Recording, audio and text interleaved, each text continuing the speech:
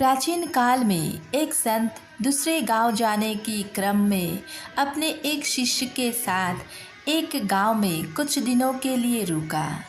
गांव के लोग संत के पास अपनी समस्याएं लेकर पहुंचने लगा।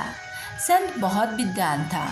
वो अपने बुद्धि से सभी परेशानियों का हल करने की रास्ता बता देता था। कुछ ही दिनों में संत की बारे में पूरे क्षेत्र में फैल गई। संत रोज प्रवचन भी देते थे।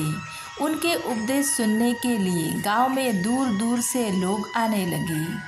संत की बढ़ती प्रसिद्धि को देखकर गांव के एक पुजारी को जलन होने लगी। वो सोचने लगा कि इस तरह तो उसका भक्त भी संत के पास पहुंचने लगेगा।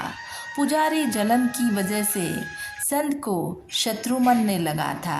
पुजारी ने संत की छवि खराब करना शुरू कर दिया।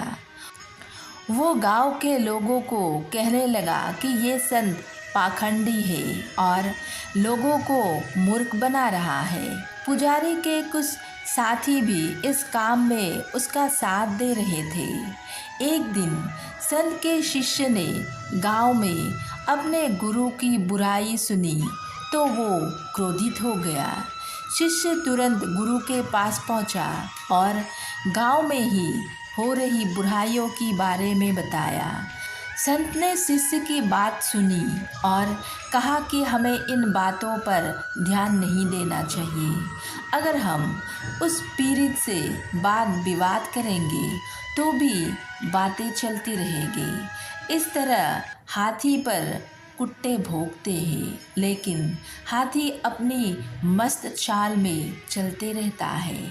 उसी तरह हमें भी बुराइयों पर ध्यान नहीं देना चाहिए, अपने काम में मन लगाना चाहिए। दोस्तों, ये ज़रूरी नहीं कि हर व्यक्ति आपके पक्ष में हो।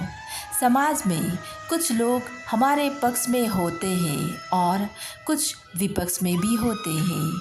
हमसे मतभेद रखने वाले लोग दूसरों के सामने हमारी बुराई करते हैं और वो हमारी परेशानियों से परेशानियां बढ़ाते रहते हैं।